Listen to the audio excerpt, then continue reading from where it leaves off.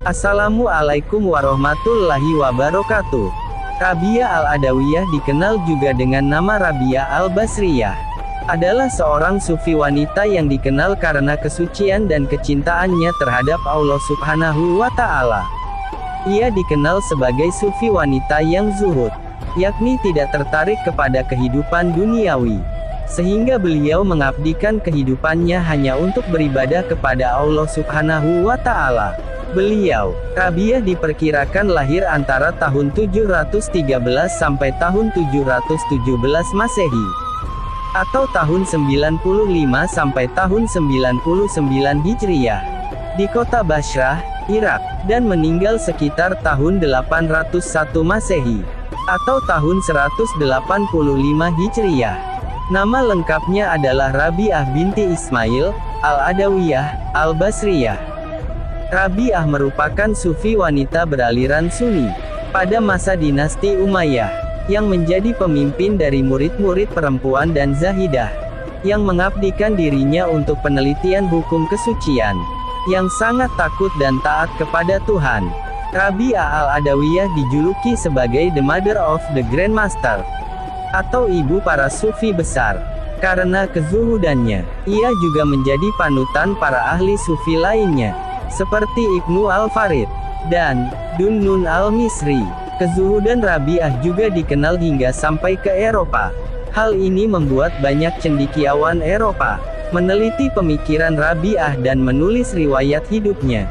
Rabi'ah dilahirkan di kota Bashrah, Irak, sekitar abad ke-8, yakni antara tahun 713 sampai tahun 717 Masehi. Ia dilahirkan dari keluarga yang sangat miskin, dan merupakan anak keempat dari 4 bersaudara, sehingga ia diberi nama Rabi'ah yang artinya anak keempat, dan ayahnya bernama Ismail. Ketika malam menjelang kelahiran Rabi'ah, keadaan ekonomi keluarga Ismail sangatlah buruk, sehingga ia tidak memiliki uang dan penerangan untuk menemani istrinya yang akan melahirkan. Beberapa hari setelah kelahiran Rabi'ah, Ismail bermimpi bertemu dengan Nabi Muhammad Shallallahu Alaihi Wasallam. Dalam mimpinya itu, ia berkata kepada Ismail agar jangan bersedih, karena anaknya Rabi'ah akan menjadi seorang wanita yang mulia, sehingga banyak orang akan mengharapkan syafaatnya. Sejak kecil, Rabi'ah dikenal sebagai anak yang cerdas dan taat beragama. Beberapa tahun kemudian, ayahnya, Ismail, meninggal dunia, kemudian disusul oleh ibunya. Sehingga Rabi'ah dan ketiga saudara perempuannya menjadi anak yatim piatu. Ayah dan ibu meninggal dunia, hanya meninggalkan sebuah perahu, yang kemudian digunakan Rabi'ah untuk mencari nafkah. Rabi'ah bekerja sebagai penarik perahu, yang menyeberangkan orang dari tepi sungai Dajlah ke tepi sungai yang lainnya. Sementara, ketiga saudara perempuannya bekerja di rumah menenun kain, atau memintal benang.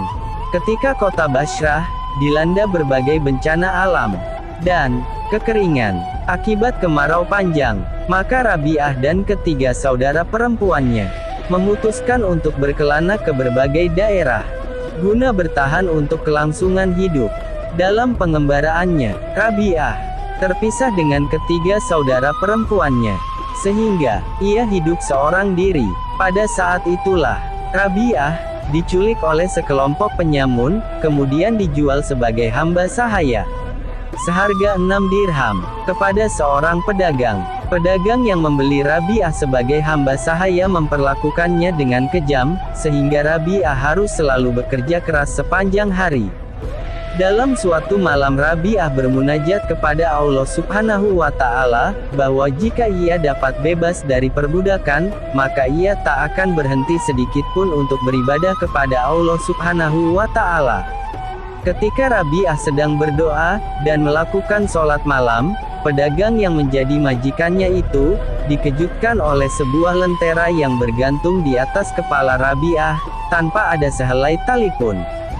Cahaya bagaikan lentera, yang menyinari seluruh rumah itu, merupakan cahaya sakinah atau merupakan cahaya rahmat dari Allah, yang keluar dari seorang muslimah suci. Melihat peristiwa yang tidak biasa terjadi pada Rabi'ah, pedagang itu menjadi ketakutan dan keesokan harinya memerdekakan Rabi'ah. Sebelum Rabi'ah pergi, pedagang itu menawarkan kepada Rabi'ah untuk tinggal di Bashrah, dan ia akan menanggung segala keperluan dan kebutuhan Rabi'ah. Namun karena kezuhudannya, Rabi'ah menolaknya, dan sesuai janjinya jika ia bebas, maka Rabi'ah akan mengabdikan hidupnya hanya untuk beribadah. Setelah bebas dari hamba sahaya, Rabi'ah mengembara di padang pasir. Setelah beberapa saat tinggal di padang pasir, ia menemukan tempat tinggal. Di tempat itulah, Rabi'ah menghabiskan seluruh waktunya untuk beribadah kepada Allah. Rabi'ah juga memiliki majelis yang dikunjungi banyak murid. Majelisnya itu juga sering dikunjungi oleh zahid-zahid lain untuk bertukar pikiran. Di antara mereka yang pernah mengunjungi majelis Rabi'ah adalah Malik bin Dinar, Sufyan As-Sauri, Syakik Al-Balhi. Rabi'ah hanya tidur sedikit di siang hari, dan menghabiskan sepanjang malam untuk bermunajat. Sehingga ia dikenal sebagai pujangga, dengan syair-syair cintanya yang indah kepada Allah. Rabi'ah terkenal karena kecerdasannya dan ketaatannya sampai ke pelosok negeri, sehingga ia banyak menerima lamaran untuk menikah. Di antara mereka yang melamarnya adalah Abdul Wahid bin Zaid, seorang teolog dan ulama, Muhammad bin Sulaiman al-Hashimi, seorang amir dari dinasti Abbasiyah yang sangat kaya raya, serta seorang gubernur yang meminta rakyat Bashrah untuk mencarikannya seorang istri. Dan penduduk Bashrah bersepakat bahwa Rabi'ah lah orang yang tepat untuk gubernur tersebut. Riwayat lain juga menyebutkan bahwa Hasan al-Basri, seorang sufi besar dan sahabat Rabi'ah, juga meminangnya. Namun hal itu masih diragukan kebenarannya, mengingat Hasan al-Basri meninggal 70 tahun sebelum kematian Rabi'ah. Rabi'ah menolak seluruh dari lamaran itu, dan memilih untuk tidak menikah. Meskipun tidak menikah, Rabi'ah sadar bahwa pernikahan termasuk sunnah agama, sebab tidak ada kependetaan dalam agama Islam. Rabi'ah memilih untuk tidak menikah, karena ia takut tidak bisa bertindak adil untuk suami dan anak-anaknya kelak. Karena hati dan perhatiannya sudah tercurahkan kepada Allah Subhanahu wa Ta'ala. Tak ada satupun di dunia ini yang dicintai Rabi'ah kecuali Allah. Sehingga atas dasar itulah, Rabi'ah memutuskan untuk tidak menikah sampai akhir hidupnya. Ketika menjadi hamba sahaya, Rabi'ah mengembangkan aliran sufi yang berlandaskan seluruh amal ibadahnya atas dasar cinta kepada Ilahi, tanpa pamrih atas pahala, surga, atau penyelamatan dari azab neraka. Rabi'ah terkenal dengan metode cinta kepada Allah Subhanahu wa Ta'ala. Perkataan mistik Rabi'ah menggambarkan kesalehan dirinya, dan banyak di antara mereka yang menjadikannya sebagai kiasan atau kata-kata hikmah yang tersebar luas di negara-negara Islam. Rabi'ah al-Adawiyah terkenal zahid, yaitu tak tertarik pada harta dan kesenangan duniawi, dan tidak pernah mau meminta pertolongan orang lain. Dan ketika ia ditanya orang, mengapa ia bersikap demikian, Rabi'ah menjawab, "Saya malu meminta kepada Dia yang memilikinya, apalagi kepada orang-orang yang bukan pemilik sesuatu itu. Sesungguhnya Allah lah yang memberi rezeki kepadaku dan kepada mereka yang kaya." Berbeda dari para zahid atau sufi yang mendahului dan sezaman dengannya, Rabi'ah dalam menjalankan tasawuf itu bukanlah dikuasai oleh perasaan takut kepada Allah atau takut kepada nerakanya. Hatinya penuh oleh perasaan cinta kepada Allah Subhanahu wa Ta'ala sebagai kekasihnya. Para ulama tasawuf memandang Rabi'ah sebagai tonggak penting perkembangan tasawuf dari dominasi emosi takut kepada Allah menuju fase dominasi atau mengembangkan emosi cinta yang maksimal kepada Allah.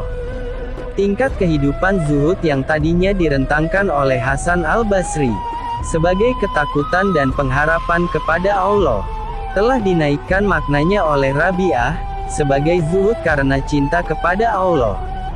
Rabi'ah telah membuka jalan marifat ilahi, sehingga ia menjadi teladan para cendekiawan muslim, seperti Sufyan Ats-Tsauri, Rabah bin Amr Al-Qaisi, dan Malik bin Dinar. Ajaran-ajaran Rabi'ah tentang tasawuf dan sumbangannya terhadap perkembangan sufisme dapat dikatakan sangat besar. Sebagai seorang guru dan penuntun kehidupan sufistik, Rabi'ah banyak dijadikan panutan oleh para sufi. Dan secara praktis penulis-penulis besar sufi selalu membicarakan ajarannya dan mengutip syair-syairnya sebagai seorang ahli tertinggi. Di antara mereka adalah Abu Talib Al-Makki, As-Surawandi, dan teolog Muslim, Al-Ghazali, yang mengacu pada ajaran Rabi'ah sebagai doktrin-doktrin dalam sufisme. Cinta murni kepada Allah adalah puncak tasawuf Rabi'ah. Syair-syair kecintaannya kepada Allah, kemudian banyak keluar dari ucapan sufi-sufi besar. Seperti, Fariduddin Al-Attar, Ibnu Fardi, Al-Hallaj, Ibnu Arabi, Jalaluddin Rumi, telah dimulai lebih dahulu oleh Rabi'ah. Kemudian, sekembalinya Rabi'ah dari Mekah untuk melaksanakan ibadah haji, kesehatan Rabi'ah mulai menurun. Ia tinggal bersama sahabatnya, Anda binti Abi Sawal, yang telah menemaninya dengan baik, sampai akhir hidupnya. Rabi'ah tak pernah mau menyusahkan orang lain, sehingga ia meminta kepada Abdah untuk membungkus jenazahnya dengan kain kafan yang telah ia sediakan sejak lama. Menjelang kematiannya, banyak orang-orang ingin mendampinginya, namun Rabi'ah menolak. Rabi'ah diperkirakan meninggal dalam usia 83 tahun pada tahun 801 Masehi atau 185 Hijriyah, dan dimakamkan di Bashrah, Irak. Demikian kisah perjalanan ahli sufi wanita Islam, yakni Rabi'ah Al-Adawiyah. Kurang lebihnya mohon maaf. Wassalamualaikum warahmatullahi wabarakatuh.